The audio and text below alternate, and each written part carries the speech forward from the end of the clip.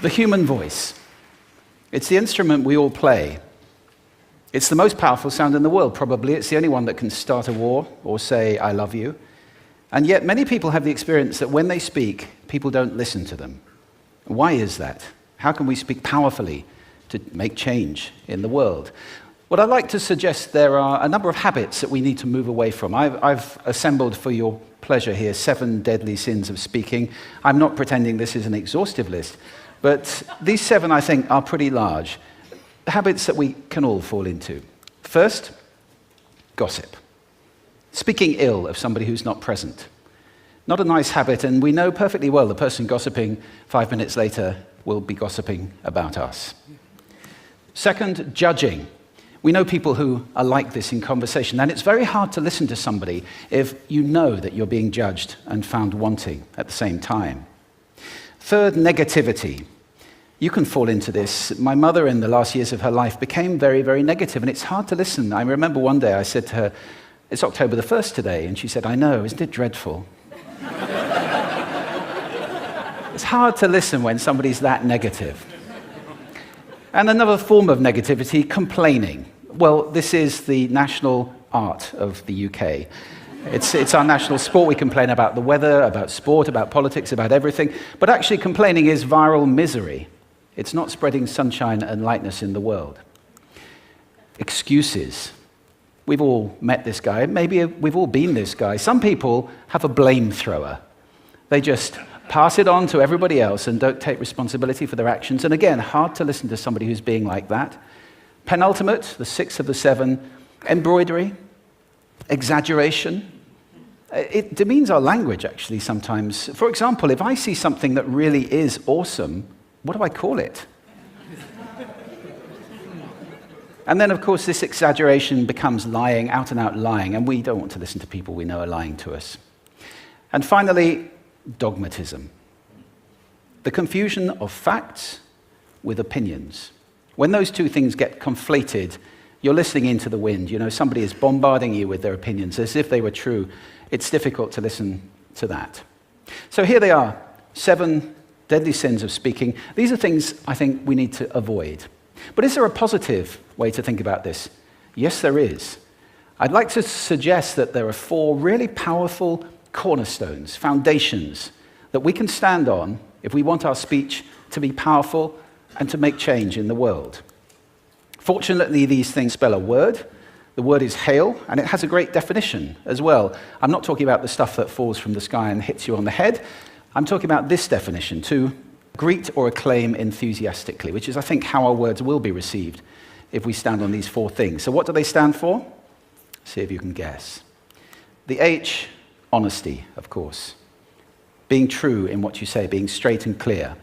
The A is authenticity, just being yourself. A friend of mine described it as standing in your own truth, which I think is a lovely way to put it. The I is integrity, being your word, actually doing what you say, and being somebody people can trust. And the L is love. I don't mean romantic love, but I do mean wishing people well. For 2 reasons. First of all, I think absolute honesty may not be what we want. I mean, my goodness, you look ugly this morning.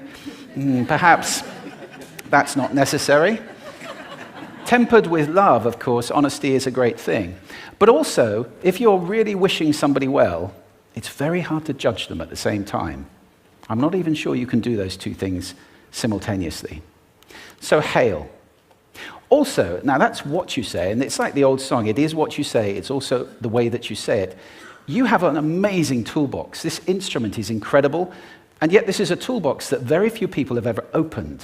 I'd like to have a little rummage in there with you now, and just pull a few tools out that you might like to take away and play with, which will increase the power of your speaking.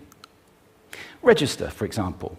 Now, falsetto register may not be very useful most of the time, but there's a register in between. I'm not going to get very technical about this for any of you who are voice coaches. You can locate your voice, however. So if I talk up here in my nose, you can hear the difference. If I go down here in my throat, which is where most of us speak from most of the time, but if you want weight, you need to go down here to the chest. You hear the difference? We vote for politicians with lower voices. It's true, because we associate depth with power and with authority. That's register. And we have timbre. It's the way your voice feels. Again, the research shows that we prefer voices which are rich, smooth, warm, like hot chocolate. Well, if that's not you, that's not the end of the world, because you can train. Go get a voice coach.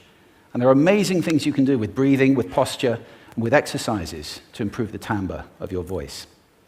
Then prosody. I love prosody. This is the sing-song, the meta-language that we use in order to impart meaning. It's route one for meaning in conversation.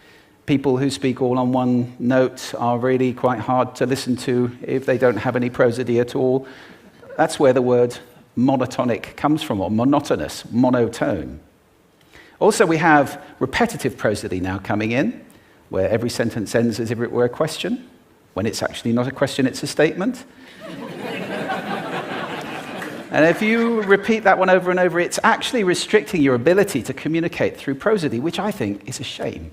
So let's try and break that habit. Pace. I can get very, very excited by saying something really, really quickly, or I can slow right down to emphasize. And at the end of that, of course, is our old friend, silence. There's nothing wrong with a bit of silence in a talk, is there? We don't have to fill it with ums and ahs. It can be very powerful. Of course, pitch often goes along with pace to indicate arousal, but you can do it just with pitch. Where did you leave my keys? Where did you leave my keys? It's a slightly different meaning in those two deliveries. And finally, volume. I can get really excited by using volume. Sorry about that if I startled anybody. Or I can have you really pay attention by getting very quiet. Some people broadcast the whole time. Try not to do that. That's called sodcasting. Imposing your sound on people around you carelessly and inconsiderately. Not nice. Of course, where this all comes into play most of all is when you've got something really important to do. It might be standing on a stage like this and giving a talk to people. It might be proposing marriage, asking for a raise, a wedding speech, whatever it is.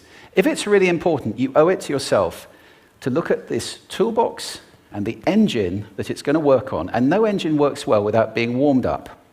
Warm up your voice. Actually, let me show you how to do that. Would you all like to stand up for a moment? I'm going to show you the 6 vocal warm-up exercises that I do before every talk I ever do. Anytime you're going to talk to anybody important, do these. First, arms up, deep breath in, and sigh out, like that. One more time. Very good. Now we're going to warm up our lips, and we're going to go bop, bop, bop, bop, bop, bop, bop, bop. Very good. And now, just like when you were a kid.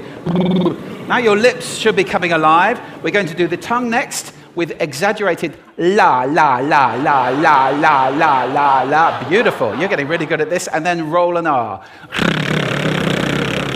That's like champagne for the tongue. Finally, and if I can only do one, the pros call this the siren. It's really good. It starts with we and goes to or. The we is high, the or is low. So you go wee, or wee. Fantastic. Give yourselves a round of applause. Take a seat. Thank you. Next time you speak, do those in advance. Now, let me just put this in context to close. This is a serious point here. This is where we are now, right? We speak not very well into people who simply aren't listening in an environment that's all about noise and bad acoustics. I have talked about that on this stage in different phases. What would the world be like if we were speaking powerfully to people who are listening consciously in environments which were actually fit for purpose? Or to make that a bit larger, what would the world be like if we were creating sound consciously and consuming sound consciously and designing all our environments consciously for sound? That would be a world that does sound beautiful, and one where understanding would be the norm. And that is an idea worth spreading. Thank you. Thank you.